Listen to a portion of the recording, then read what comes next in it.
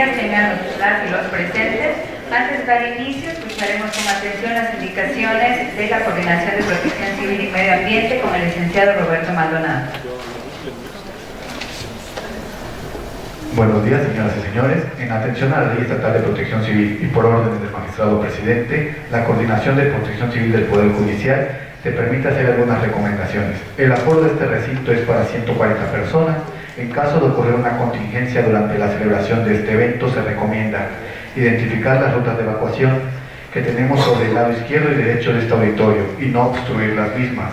La salida de emergencia más próxima se ubica bajando las escaleras a su derecha y otra enfrente donde encontrarán el punto de reunión, recomendando conservar la calma, no gritar, no correr y no empujar durante la evacuación, dando preferencia a mujeres, niños y niñas, personas de la tercera edad y mujeres embarazadas. Como dato informativo, Chiapas es, después de Oaxaca, el estado con mayor cantidad de eventos sísmicos. En lo que va del año hasta el día de hoy, se han registrado 2.038 sismos con epicentro en nuestro estado. Muchas gracias. En el marco de la conmemoración del Día del Abogado y dentro del ciclo de conferencias de actualización jurídica, esta mañana damos continuidad con la conferencia Situación Actual de los Derechos Humanos en México, evento que preside en representación del magistrado presidente Juan Óscar Trinidad Palacios, el magistrado constitucional Mario Antonio Ruiz Coutinho.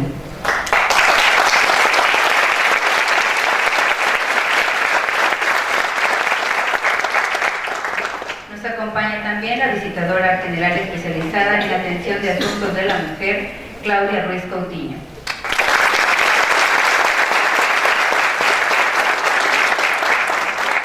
La consejera de la Judicatura, Isela Martínez Flores.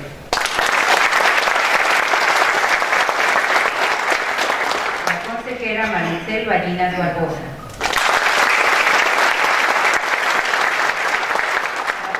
María de Lourdes Hernández Montes. Y nuestro ponente, el doctor Manuel de Jesús Jurado de Paz.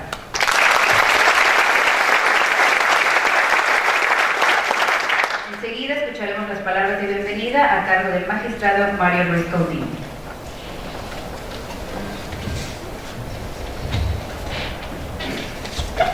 Muy buenos días a todas y a todos. ¿Está? Listo. Muy buenos días a todas y a todos. Sean bienvenidos a este auditorio, don Enrique Robles. Agradezco muchísimo la posibilidad que me brinda el magistrado presidente, don Juan Óscar Trinidad Palacios, para poder presentar a nuestro ponente el día de hoy, darle la bienvenida al doctor Manuel de Jesús Jurado de Paz, un hombre estudioso del derecho y que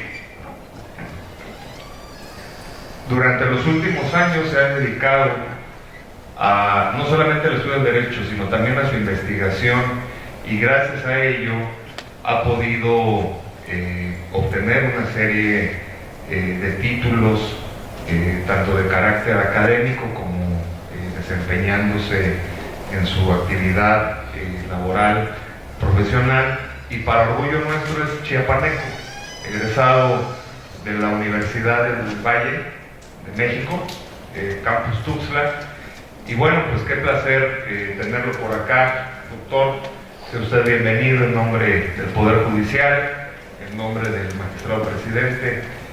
Muchas gracias por su presencia. Saludo con mucho aprecio a las señoras consejeras, la maestra Isela Martínez, bienvenida, muchas gracias, a la maestra Itzel Ballinas, a la doctora Lourdes Hernández Bonilla, y saludo también a la licenciada Claudia Ruiz Coutinho, quien viene en representación del presidente de la Comisión Estatal de los Derechos Humanos, don Juan José Cepeda Bermúdez. Un abrazo y un saludo afectuoso para él. Ahorita que nos acomodaron aquí en estas sillas frente a ustedes, yo no sé si el doctor esté pensando lo mismo que yo, pero Normalmente los hombres somos quienes escoltamos a las mujeres, y en esta ocasión se siente uno hasta más cobijado, y más si del otro extremo está la hermana. Sean bienvenidos todos ustedes, muchas gracias. El tema de hoy que escucharemos de parte del doctor Corado es un tema de vital importancia para los tiempos que nuestra entidad federativa, los tiempos que México y que el mundo actual está viviendo, la situación actual de los derechos humanos. Sin lugar a dudas, la reforma constitucional de 2011 en la materia, en particular en el artículo 1 de nuestra Constitución, ha tenido una enorme repercusión en la procuración y en la impartición de justicia y en la función no jurisdiccional de los organismos públicos defensores de los derechos humanos. Sin lugar a dudas, para quienes estamos desde el ámbito del estudio, del conocimiento, de los expedientes, de los justiciables, tenemos y hemos tenido que poner especial atención en cuanto al contenido de las resoluciones, para que éstas puedan estar fundamentadas, apegadas a los derechos humanos, y no solamente ellos, no solamente los derechos humanos reconocidos por nuestras instituciones en México, sino también atender a los convencionalismos y a los tratados internacionales que nuestro país tiene firmados y que están vigentes en nuestro marco jurídico. Sin lugar a dudas, este tema, el día de hoy, para los chiapanecos tiene una particular importancia en virtud de que estamos viviendo un fenómeno, bueno, en particular creo que dos fenómenos muy importantes. Uno, que nuestro Estado, nuestra entidad desde siempre ha sido una entidad de paso de los hermanos migrantes, principalmente de Centroamérica, situación que se sigue presentando, pero la segunda, que es ya la presencia de la Guardia Nacional en nuestra entidad con funciones de aseguramiento para los migrantes.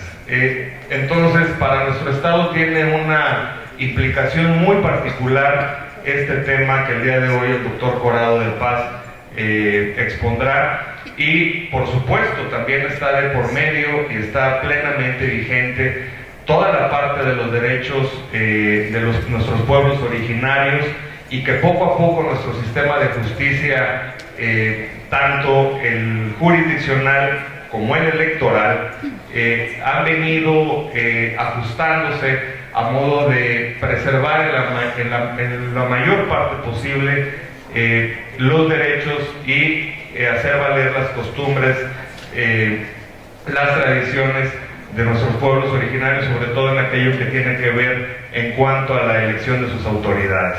Entonces, para mí es un verdadero placer estar con ustedes. Muchísimas gracias por su atención. Reciban un saludo afectuoso a todos y cada uno de ustedes, a magistrados y jueces que nos acompañan en este día, de parte del señor presidente, don Juan Oscar Trinidad Palacios. Un abrazo afectuoso de parte de él. Y bueno, pues muchísimas gracias, doctor.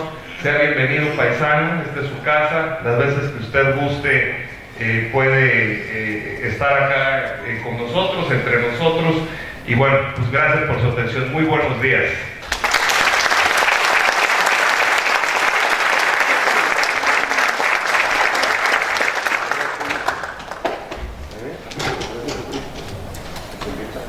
A continuación me permito compartirles una breve reseña curricular de nuestro ponente antes de continuar.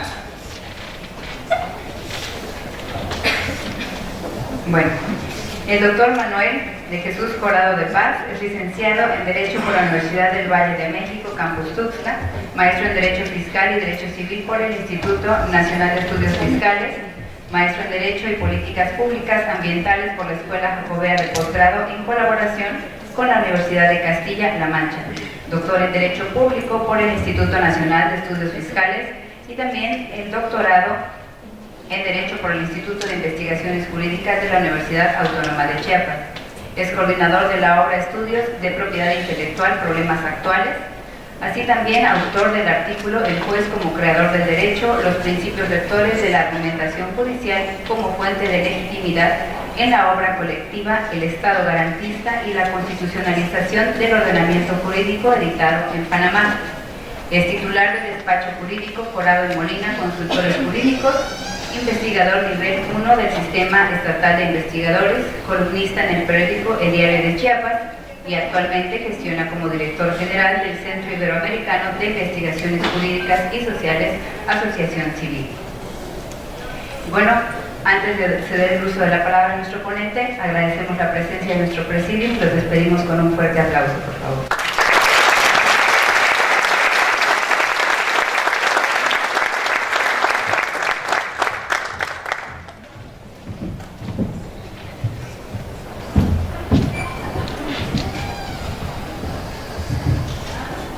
Los derechos humanos no se mendigan, se exigen. Eduardo Galeano. Inicio mi intervención agradeciendo a la Casa de la Justicia por la apertura, por la disposición a compartir estos temas, por tener también esa cara frente a la sociedad, esa respuesta a todos los abogados postulantes que en muchas ocasiones pues exigen no la capacitación, la actualización, que no se quede solamente en el ámbito interno de las instituciones, sino que se repliegue y que se difunda.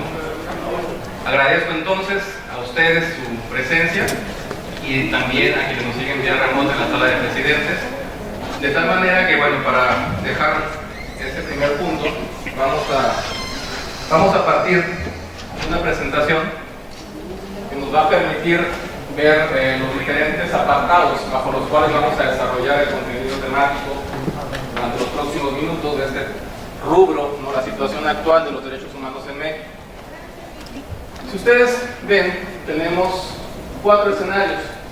En primer punto, una nota introductoria que nos va a permitir establecer el contexto partiendo del ámbito internacional. Después tenemos ya el ámbito interno, mencionaba el magistrado hace un momento, la reforma constitucional del 10 de junio de 2011, que es un parteaguas en esta materia. También, a la par, una figura que seguramente han escuchado, que es el control de convencionalidad. Y aterrizando en uno de los escenarios que nos muestran ya no el ámbito formal, sino la realidad, a partir también de una visión de un organismo internacional como es la Comisión Interamericana de Derechos Humanos, para finalmente llegar a un apartado de conclusiones. Satisfecho esto, comencemos entonces con este recorrido que partirá prácticamente de la distinción que debemos tener de 3 términos. Por un lado, derechos humanos, por otro lado, derechos fundamentales y finalmente garantías constitucionales. Cuando hablamos de los derechos humanos, y dependiendo de la perspectiva en la que nos ubiquemos, podemos hacer alusión a prerrogativas, a expectativas, a bienes básicos que nos corresponden por el simple hecho de ser personas y que encuentran su fundamento en la dignidad humana. Los derechos fundamentales son aquellos derechos humanos que han sido positivizados o positivados prácticamente a partir de los instrumentos internacionales, le hace tratado, o bien en el ámbito interno de los estados con las constituciones. Y finalmente tenemos garantías constitucionales, no garantías individuales como seguramente todos aquí estudiamos durante nuestra formación, sino garantías constitucionales. Estas herramientas, estas vías que nos permiten hacer efectivos los derechos humanos, los derechos fundamentales. Y que obviamente en este entramado constitucional pues vamos a encontrar diversos tipos, partiendo obviamente por antonomasia del juicio de amparo. Ese es el medio de control constitucional, el medio de tutela por excelencia de derechos fundamentales, a partir de que cualquier persona pueda acceder a él. Lo que no ocurre con otras vías, como es la acción de inconstitucionalidad, las controversias constitucionales o algunos otros escenarios que se pueden ir configurando, ya sea en el ámbito jurisdiccional o bien en el ámbito no jurisdiccional. Después tenemos una referencia a lo que ha ocurrido en ese terreno internacional. Todos sabemos que atendiendo a esas corrientes epistemológico-jurídicas, si bien es cierto, cronológicamente surge el justnaturalismo, llega un momento en que esta corriente comienza a decaer y comienza a surgir otra, que es el positivismo, y cuando ese positivismo se encuentra en la cumbre, viene un hecho histórico que pone en tela de juicio lo que se estaba desarrollando. Me refiero a la Segunda Guerra Mundial, los actos de barbarie que ocurren en este hecho, y a partir de ahí, ese naturalismo que prácticamente estaba agonizando resurge. Y resurge como una figura que es precisamente la de los derechos humanos. En ese contexto, nos ubiquemos en 1945. ¿Qué ocurre? Se comienza a configurar este sistema universal de protección de derechos humanos a partir de la Carta de San Francisco. Estamos haciendo alusión a la Carta de las Naciones Unidas, que a la par trae también el Estatuto de la Corte Internacional de Justicia. Tenemos también en este ámbito internacional dos instrumentos vinculantes, como son el Pacto Internacional de Derechos Civiles y Políticos y el Pacto Internacional de Derechos Económicos, Sociales y Culturales, que se dan prácticamente en 1966. También, regresando, en 1948, pero con un contexto diferente, con una naturaleza diversa, pues tenemos la Declaración Universal. ¿Y por qué hablo de una naturaleza diversa? Porque podemos hacer alusión a instrumentos internacionales, pero no todos los instrumentos internacionales tienen el mismo peso. Hablamos de declaraciones cuando simplemente son aspiraciones de la comunidad internacional que deben ser interiorizadas en el seno de los estados, partiendo principalmente de sus constituciones. Y tenemos además los tratados, a partir de que también el Tratado de los Tratados, la Convención de Viena, que nos refiere que estos instrumentos son acuerdos que celebran los estados por escrito y que son de carácter vinculante. Por un lado, hablando de tratados, el hard law, y por el otro, declaraciones, el soft law. El derecho duro, el derecho dúctil en otro escenario. Hablaba hace un momento de estos dos pactos que prácticamente vienen a cerrar los momentos más importantes, digamos, en el ámbito internacional. Si bien es cierto, sabemos que hay instrumentos ya sectorizados, ya referidos a derechos en particular, pero estos son pues prácticamente la piedra angular de este escenario dentro del Sistema Universal de Derechos Humanos, que parte precisamente de la Organización de las Naciones Unidas. En el ámbito regional, ¿qué ha ocurrido? Nosotros pertenecemos a un sistema regional de protección de derechos humanos, que es el Sistema Interamericano. A la par del Sistema Interamericano, y de manera previa, tenemos al Sistema Europeo, 1950, y tenemos de manera posterior al Sistema Africano de Protección de Derechos Humanos, 1981. En nuestro caso, si bien es cierto, debemos de partir de 1948, incluso de manera previa a la Declaración Universal de los Derechos Humanos, tenemos, en el caso de Bogotá, dos grandes instrumentos que comienzan a establecer ese germen del Sistema Interamericano de Derechos Humanos. Por un lado, tenemos la Carta de la Organización de los Estados Americanos, la Carta de la OEA, que data del 30 de abril de 1948, y por el otro vamos a tener, 2 días después, la Declaración Americana de los Derechos y Deberes del Hombre. Estamos hablando del 2 de mayo. Este instrumento es previo a la Declaración Universal de los Derechos Humanos. Obviamente tenemos una distinción porque el nomen juris no alude de manera directa a este término, derechos humanos, lo que sí hace la Declaración Universal. Y obviamente no podemos dejar de mencionar la columna vertebral de este sistema interamericano, que es la Convención Americana sobre Derechos Humanos, el Pacto de San José, que data de 1969. A partir de ello, tenemos que establecer cuál es el escenario que tiene México frente a estos instrumentos. Para el caso de la Convención, está vigente en México a partir del 24 de marzo de 1981. Y además tenemos una declaratoria mediante la cual el Estado mexicano reconoció la competencia contenciosa de la Corte Interamericana de Derechos Humanos, uno de los organismos que conforman este sistema interamericano. Y eso data del 16 de diciembre de 1998.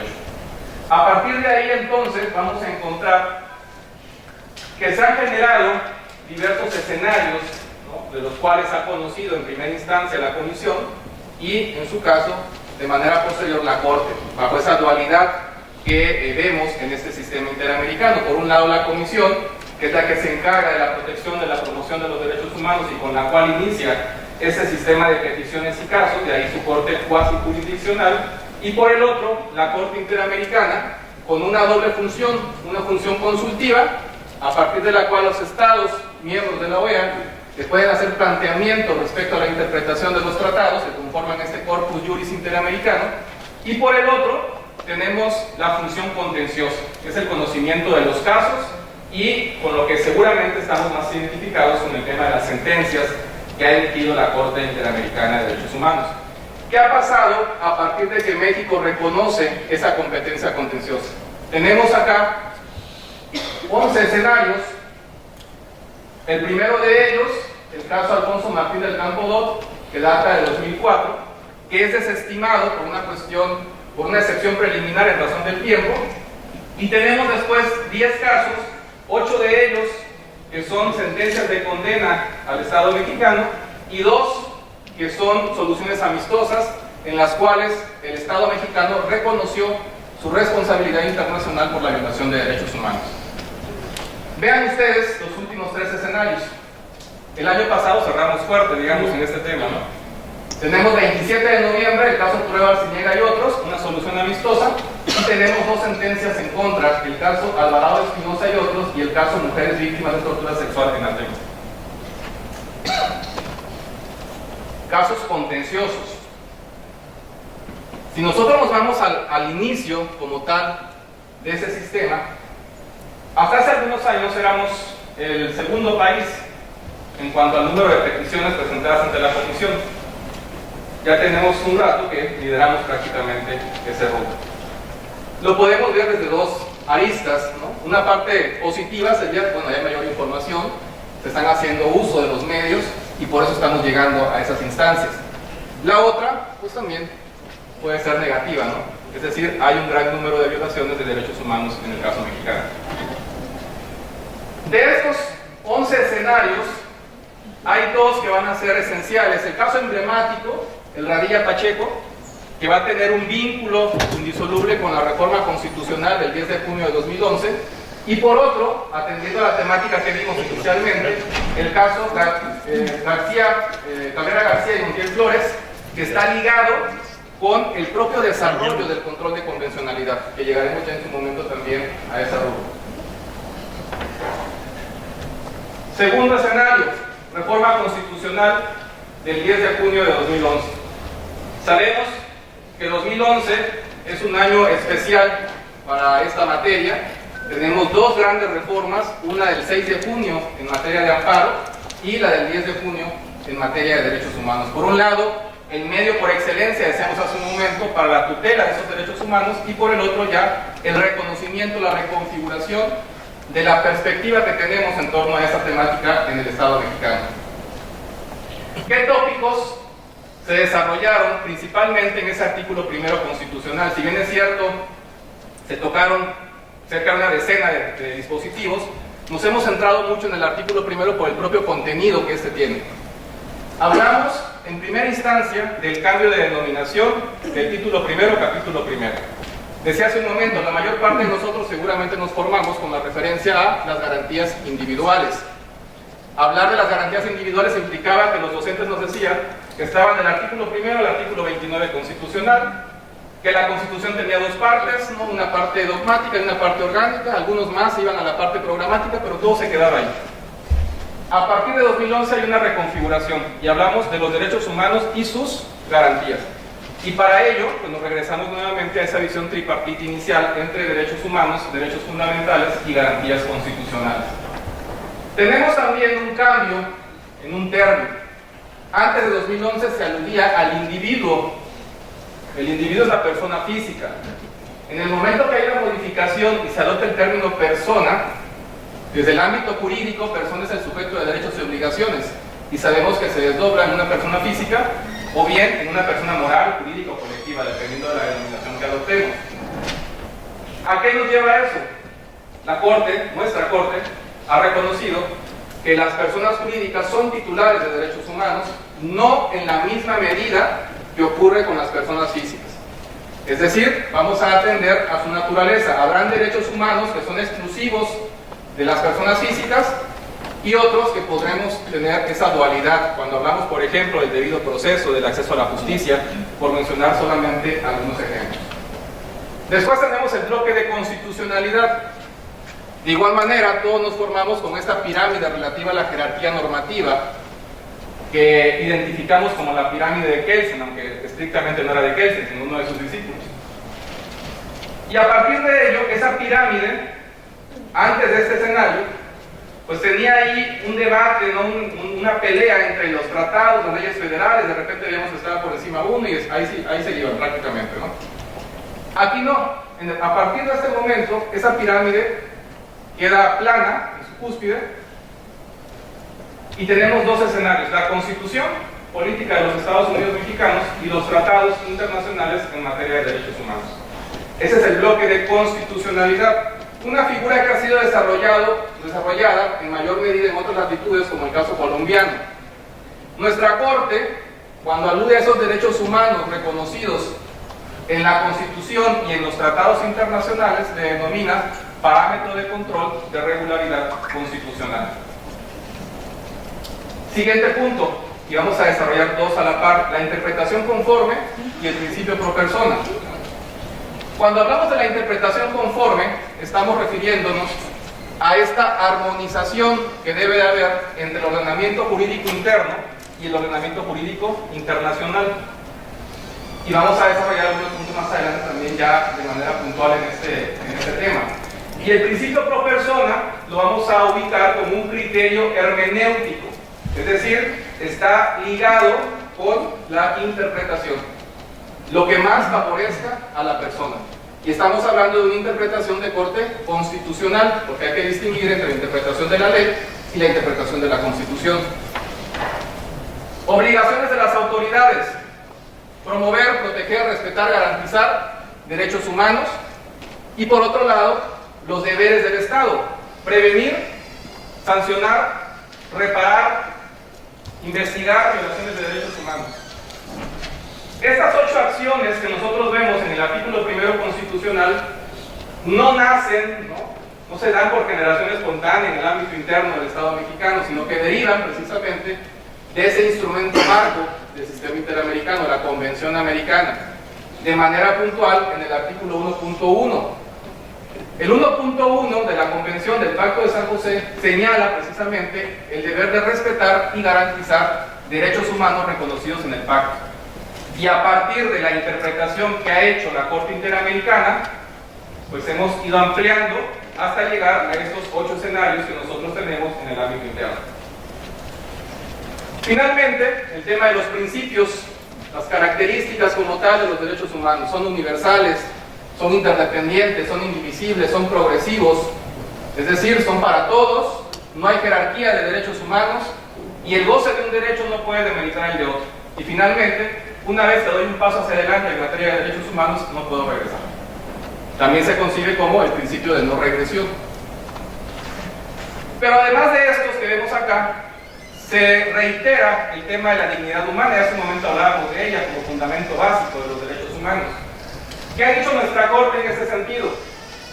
Si bien es cierto, la podemos concebir bajo una visión ética, ¿no?, como una declaración ética, la Corte de hecho tiene que ser vista también como una norma jurídica, que sea obligatoria, porque precisamente es el soporte, es de donde va a derivarse toda la materia de derechos humanos, que es el eje transversal de nuestro sistema jurídico, a partir principalmente de esta gran reforma.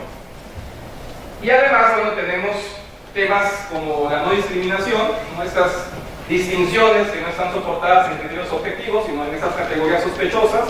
Se amplía, se establece una más, que es la relativa a las preferencias sexuales, y eso pues prácticamente cierra ese artículo primero constitucional. Pero a la par de la reforma del 10 de junio, tenemos que hacer referencia de manera necesaria a estos dos escenarios: el expediente Varios 912/2010 y la contradicción de tesis 293/2011. Tenemos por un lado como ponente al actual presidente de la Suprema Corte, y por el otro tenemos a la ministra Margarita Luna, realizando el engrose José Ramón Cosío, para que tengan la referencia de quienes intervienen prácticamente prácticamente en la configuración de esos dos escenarios. ¿Cuál es la razón importante del expediente Varios 912/2010? Principalmente dos escenarios. En este expediente, la Corte reconoce que las sentencias de la Corte Interamericana de Derechos Humanos deben de cumplirse en sus términos. Es decir, y es cosa juzgada, que no podemos modificarlas. Y además hay un cambio abismal en la forma de llevar a cabo el control constitucional. ¿Qué decía la Corte antes de este expediente Varios 912/2010? En México hay control concentrado.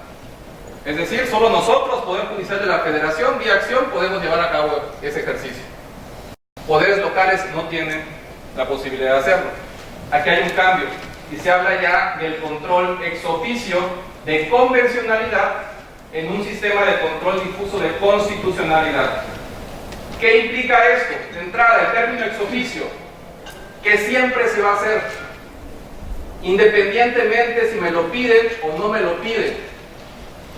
Obviamente, en cada uno de los escenarios van a encontrar matices, ¿no? Si no me lo piden, ha dicho la Corte en otros criterios, basta con que el juzgador señale de manera expresa que no tuvo duda para que tenga por satisfecha la obligación. Y si me lo piden, también viene una carga para nosotros, como abogados postulantes, una argumentación mínima. ¿Y por qué nos dice una argumentación mínima la Corte? Porque en muchas ocasiones simplemente decimos, es que se violentan derechos humanos. ¿Cuáles? Los del Pacto de San José, sí, pero el Pacto de San José tiene X número de dispositivos, solamente vinculados con derechos humanos, cerca de 24 artículos. Entonces, ¿qué implica? Que tenemos que hacer también la labor de este lado. No quedarnos solamente con la referencia de que, bueno, el juzgador lo va a hacer, porque la Corte de cierta manera también ya les aligeró la carga, ¿no? Con esa referencia de la frase expresa. Si yo veo la frase, simplemente cumplí con la obligación, aunque después me digan que sí había una duda o alguna cuestión ya de inconstitucionalidad. Entonces, el trabajo es de los dos lados, abogados postulantes, operadores jurídicos de este lado, pero también, obviamente, de la judicatura. También, este control ex oficio nos lleva a que lo van a hacer todos los jueces, no solamente los del Poder Judicial Federal, sino también los jueces locales. Y aquí va a haber una dualidad también, porque cuando hablábamos del control concentrado, eran los jueces del Poder Judicial Federal, pero actuando como jueces constitucionales, por vía de acción, amparo, acción de inconstitucionalidad, controversias constitucionales. Y la consecuencia en el control concentrado es, en su caso, declarar inconstitucional una norma, ya sea con efectos generales, erga omnes, o bien simplemente aterrizándola a un caso concreto, por el tema de la relatividad de las sentencias en la materia de amparo. ¿Qué pasa con el control ex oficio? En su caso, podrá llevarnos a una inaplicación de la norma. Pero no nos vamos a ir de manera directa, porque también eso es un riesgo, que a veces en esas aras de ser progresistas podemos irnos directamente a la conclusión sin aterrizar en los diversos pasos que nos permiten llegar a ella. ¿Qué ha dicho la Corte en ese sentido? Tienes que hacer un ejercicio, tienes que pasar por diversos estadios para llegar a la inaplicación. Primero, y regreso al tema de hace un momento, interpretación conforme en sentido amplio. ¿Qué implica? Que vas a interpretar el ordenamiento jurídico a la luz de los derechos humanos reconocidos en la Constitución y en los tratados internacionales de los que el Estado mexicano es parte, favoreciendo en todo tiempo la protección más amplia de la persona. Ok, pasé el primer paso y todavía no logro resolverlo, voy al segundo, interpretación conforme en sentido estricto. Hay varias interpretaciones jurídicamente posibles.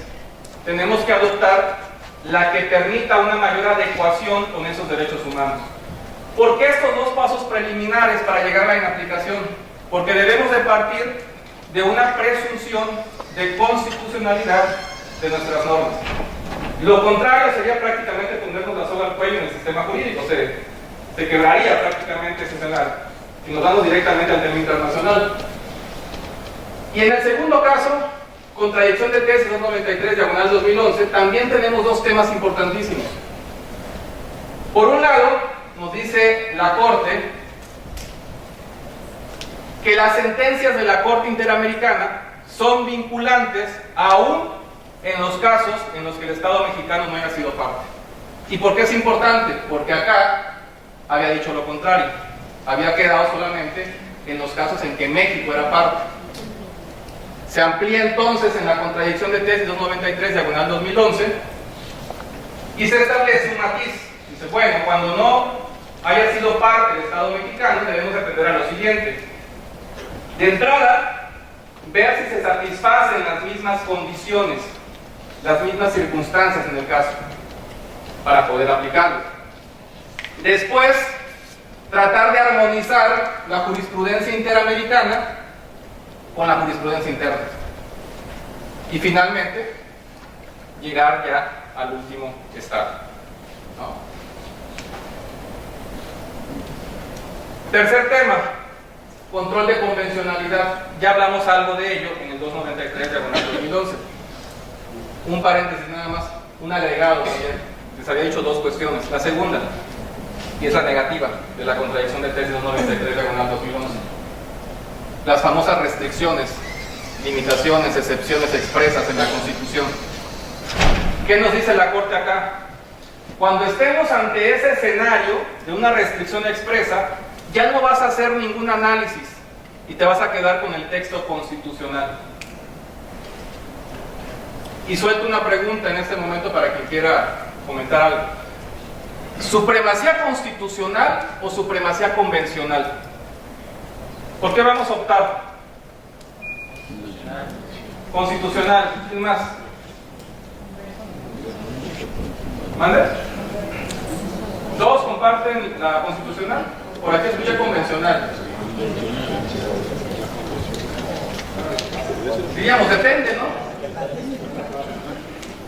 Están a la par. Si nosotros nos quedamos con la referencia de la supremacía constitucional, estamos inclinándonos al criterio de la Corte en este escenario de la contradicción de tesis.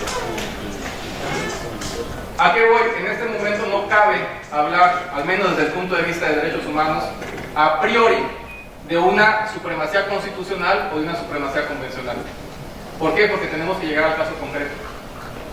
El eje rector en este momento no es uno u otro escenario, sino que es lo relativo a los derechos humanos, a la dignidad humana, y a partir de ello ese principio que veíamos del 10 de junio de 2011, el principio pro persona. Lo que más favorezca. Si me favorece la Constitución, adelante. Si me favorece el ámbito internacional, tendré que dejar la Constitución. La Corte no lo quiso hacer para esos casos. Y tenemos figuras todavía, ¿no?, como el arraigo, y tenemos algunos agregados como el tema de la prisión preventiva, que a todas luces son inconvencionales, pero que no son inconstitucionales porque están en nuestra ley fundamental. Temas vinculados con el control de convencionalidad, ahora sí ya con este siguiente rubro. ¿Dónde surge la figura del control de convencionalidad? El término como tal. Surge en el ámbito interamericano, surge en el seno de la Corte Interamericana, en un primer momento con uno de nuestros grandes juristas, don Sergio García Ramírez, quien en un voto particular, ¿no?, hace alusión al término en el año 2003. De 2003 a 2006 hay un desarrollo en esa tesitura, es decir, en lo individual. Tenemos el caso Mirna Machan versus Guatemala, tenemos el caso Tibi versus Ecuador, el caso López Álvarez versus Honduras y el Vargas Areto versus Paraguay. 4 casos en los que don Sergio García Ramírez aborda la temática.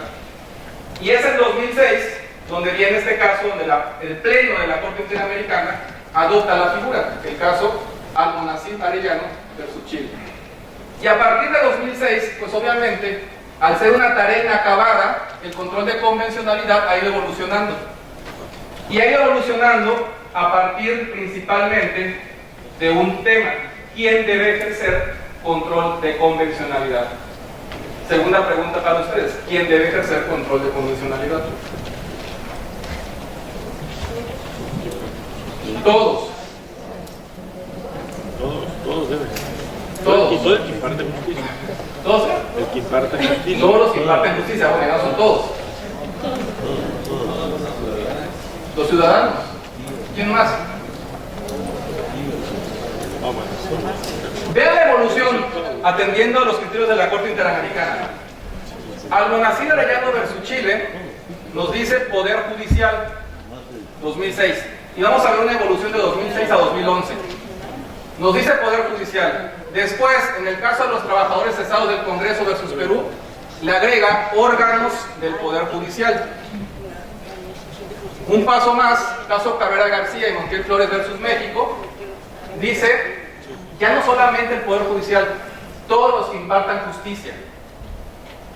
Y finalmente llega 2011 con el caso Hellman versus Uruguay y nos dice todas las autoridades judiciales, administrativas, legislativas.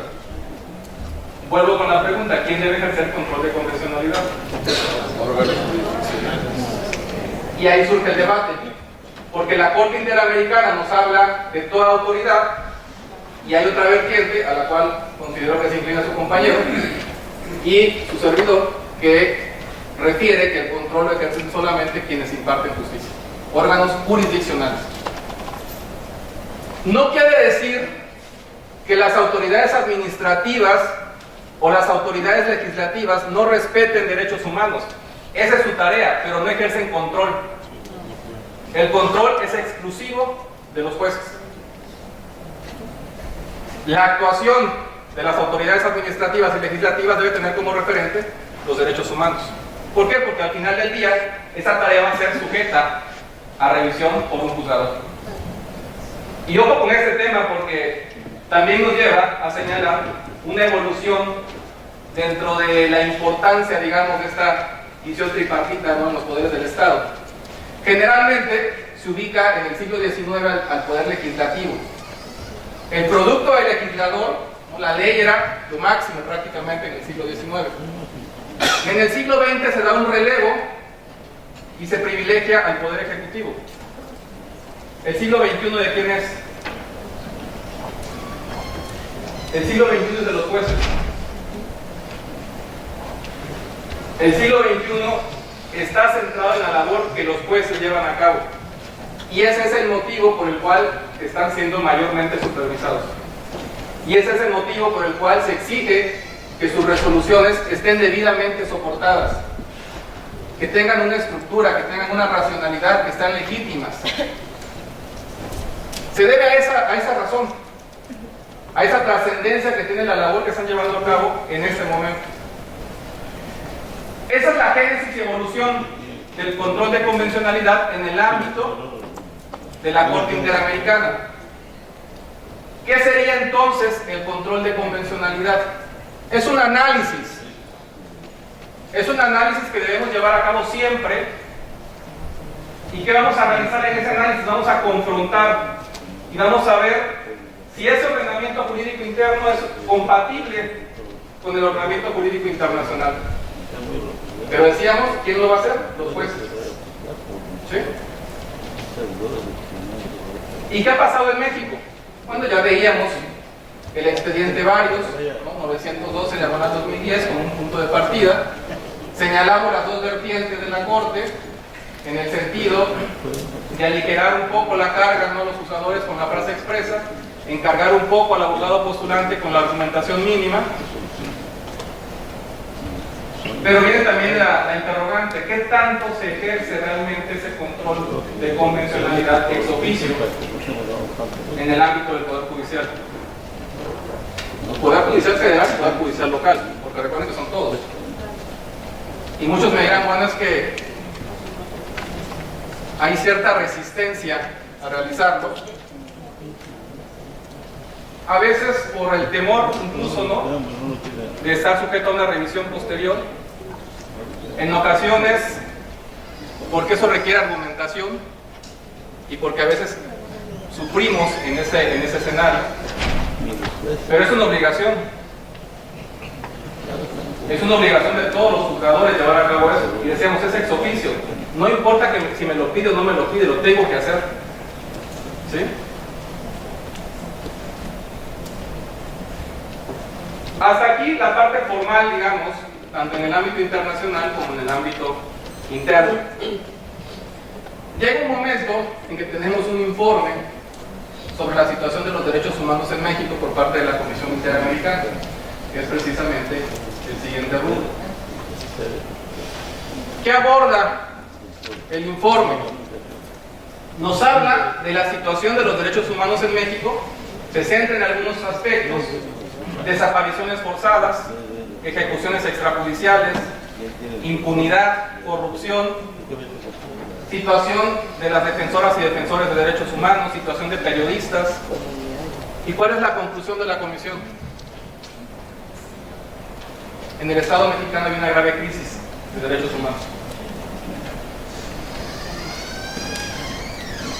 No deja de reconocer el avance formal, no deja de reconocer el tema de la reforma constitucional, pero nos dice, entre lo formal y lo que todos vivimos día a día, hay una brecha insalvable todavía.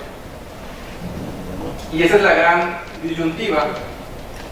Por un lado caminamos en lo formal, pero la realidad nos lleva a una situación totalmente diferente, en la que día a día hay violaciones de derechos humanos.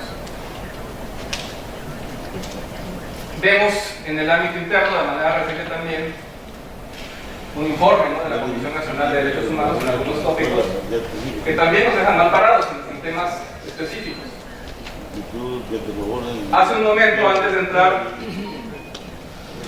a la sesión, me preguntaban, bueno, ¿y qué se requiere entonces para mejorar? Vaya pregunta, ¿no? De entrada, voluntad política. De entrada, voluntad política. Si hay voluntad política, tenemos vías y las vías podrán caminar. Si no hay esa voluntad política, aunque tengamos el escenario formal, pues estará de adorno. El control constitucional no solamente es en el ámbito federal, también es en el ámbito de las entidades federativas. Mientras no se abra la puerta a esos escenarios y nos alejemos de cacicazgos en las entidades federativas, seguiremos en la misma dinámica. Y hay que reconocer algo. Estamos viviendo apreciación personal en el ámbito local respecto a instituciones. Y les comento por qué. Seguramente todos conocen la dinámica en cambios de administraciones. Generalmente vuelan cabezas, ¿no? En este momento no. Y eso nos permite una buena lectura de la institucionalidad. No hay injerencia en organismos autónomos, se mantienen todavía. Y podemos ver ejemplos en otras entidades federativas que también tuvieron cambios. Y se fueron todos. No importa si eras autónomo o no. Vendían las renuncias. Entonces, hay que reconocer también las cosas cuando se están haciendo bien. Y me parece que eso es un buen dato para el tema institucional. Y ese es en el que nos movemos nosotros. No se da la misma lectura en otras esferas. En otras esferas parece que las instituciones sobran. Que hay una crítica a grandes figuras que han soportado nuestro sistema jurídico, como es el amparo, que han atacado directamente a organismos autónomos como la Comisión Nacional de Derechos Humanos. Son lecturas diferentes.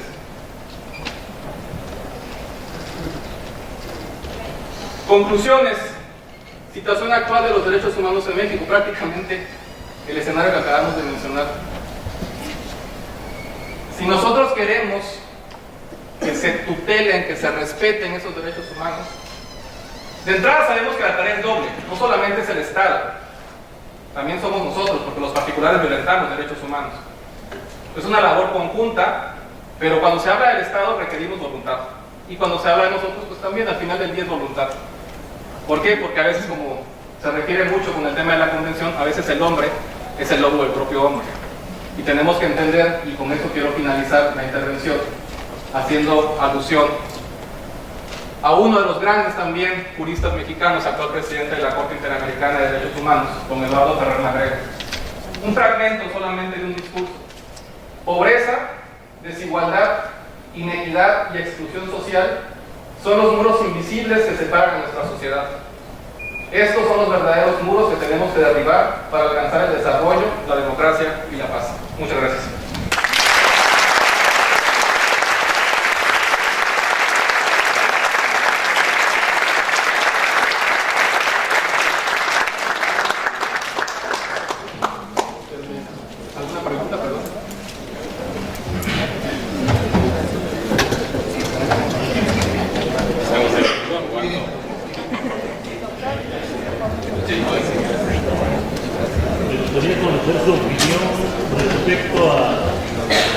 universalidad ya del sistema jurídico que trasciende los niveles nacionales y se puede ocurrir al ámbito internacional. Indudablemente, para abrir camino a esos escenarios se requiere que todos, como usted lo ha señalado, colaboremos haciendo valer los derechos y no quedarse mientras hay una instancia donde lo puedan escuchar. Sin embargo, ocurrir a los tribunales internacionales es muy difícil, ya que es un proceso muy largo y obviamente con la anuencia de la Comisión Internacional únicamente pueden acceder los particulares a un tribunal internacional. ¿Qué cree usted qué esperanza hay de que haya un cambio para poder abrir las puertas a las personas, a los justiciables, para poder hacer valer sus derechos? Indudablemente el ser humano, si hay la primera instancia, lo vota; si hay la segunda, lo votará; y si hay la tercera, lo votará; y si se puede ir a la Corte Celestial, también lo hará, ¿no? Indudablemente somos insaciables en ese aspecto. Sin embargo, viendo la realidad, ¿cómo ve usted el tema a nivel internacional? ¿Qué expectativas o qué posibilidades hay para que se abra esa puerta que a la fecha cuesta mucha utilidad? Okay. Bueno, de entrada, me parece que el tema internacional es una realidad y veíamos ahí ejemplos. Tiene sus problemas, también los tiene, y tenemos principalmente dos talones de Aquiles en el ámbito interamericano: el tiempo que mencionaba, porque en promedio un asunto que llega a estas instancias tarda entre 8 y 10 años, desde que inicia la petición hasta que tengamos una sentencia por la Corte, 8 a 10 años. A eso agréguenle el tema interno, porque los escenarios internacionales no sustituyen, complementan, es el carácter subsidiario. Primero tenemos que agotar los recursos internos siempre y cuando sean oportunos, sean adecuados, y después transitar al ámbito interamericano, en este caso concreto. Sin embargo, también hay excepciones, ¿no? En los escenarios en los que no hay ese recurso, en los escenarios en los que hay una demora injustificada en el ámbito interno, podemos también escalar al ámbito interamericano. El hecho de que sea complejo me parece que no lo es, al menos desde el ámbito formal, digamos, porque lo que se pretende precisamente en esos escenarios es borrar el tema de las formalidades que a veces nos cansan, nos agotan, nos desgastan en el ámbito interno. Ustedes pueden hacer llegar una petición en cualquier forma prácticamente a la Comisión Interamericana. Obviamente hay un cúmulo de asuntos que todavía no han sido revisados, pero les digo, también tiene sus problemas. No hay un escenario perfecto, pero la puerta está abierta.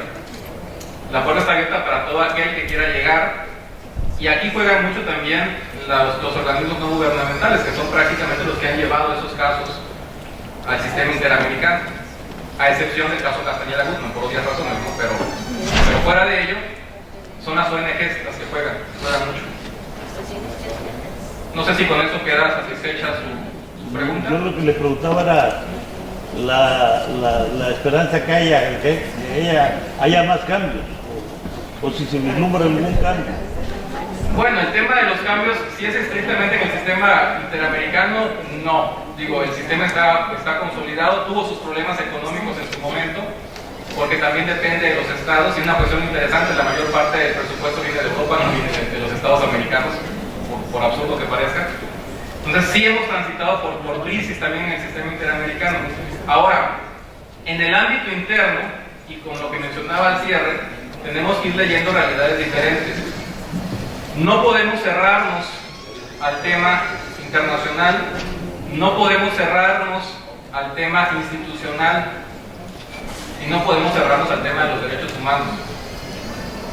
Es decir, tenemos que alejar de nuestro país toda muestra de autoritarismo, porque nos ha costado mucho llegar a donde estamos institucionalmente. ¿Alguien más? Respecto a la cuestión de los derechos humanos, ¿cuál es la respuesta respecto a no han sido aceptadas por parte del Ejecutivo de la Comisión de Derechos Humanos? Prácticamente es lo que acabo de señalar. Son desafortunadas las respuestas, digamos, por parte del titular. ¿Por qué? Porque está atentando prácticamente contra la actuación de un órgano autónomo. No está vinculado al Ejecutivo formalmente, como es la Comisión, y por eso les decía, si hemos trabajado en temas institucionales, tenemos que respetar las instituciones. Si no se respetan, estamos en graves problemas, y los derechos humanos están en graves problemas. ¿Alguien más? Doctor, Mande. ¿cómo se concibe el amparo a nivel interamericano y cómo lo concibe usted una herramienta eficaz para hacer valer los derechos humanos en México? Y me gustaría saber qué piensa a nivel internacional. El amparo es referente a nivel internacional. Nuestro amparo es el ejemplo para prácticamente todos los países.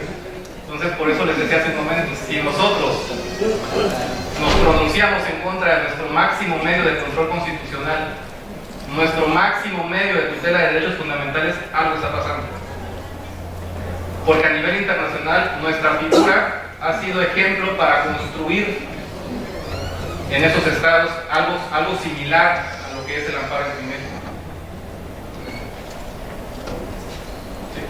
Doctor, ¿considera que los organismos como la Comisión Estatal de Derechos Humanos y la Comisión Nacional de Derechos Humanos, su error principal es depender del Poder Ejecutivo? En términos generales hablaba de cacicatos.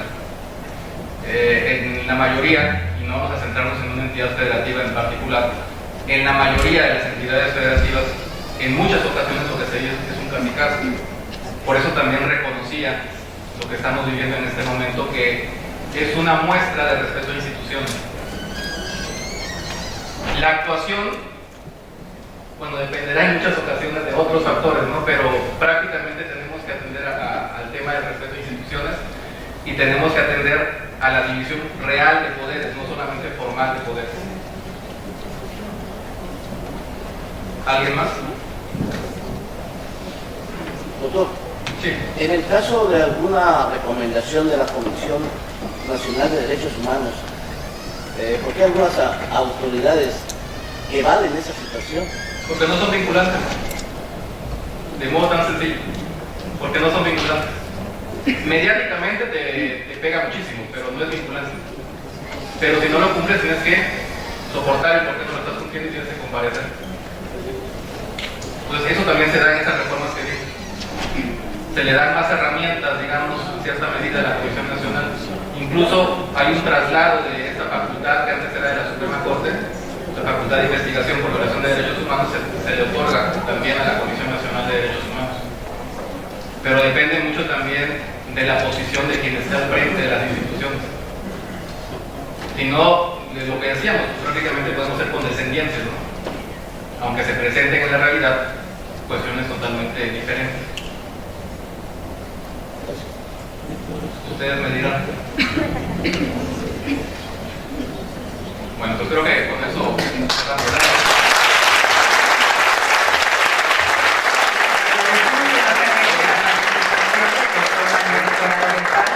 Y a continuación invitamos a la licenciada Claudia Ruiz Coutinho, así como a las consejeras de la Judicatura que nos acompañen en el estrado para hacer entrega de un merecido reconocimiento, así como del presente al doctor Corrado.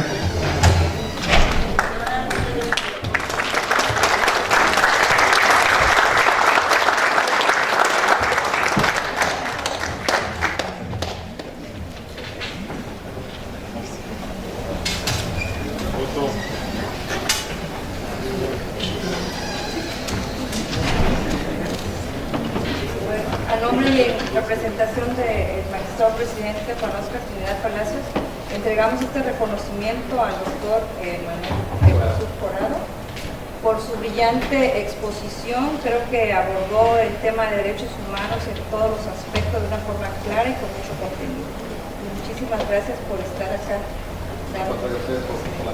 Muchas gracias.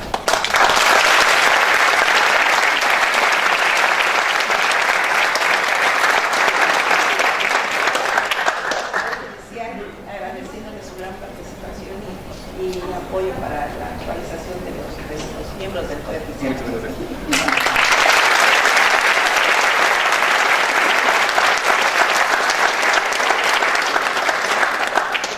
Es así como concluimos con esta conferencia. Tendremos un breve receso de 15 minutos y posteriormente daremos paso a la conferencia Reformas al Código de Comercio en materia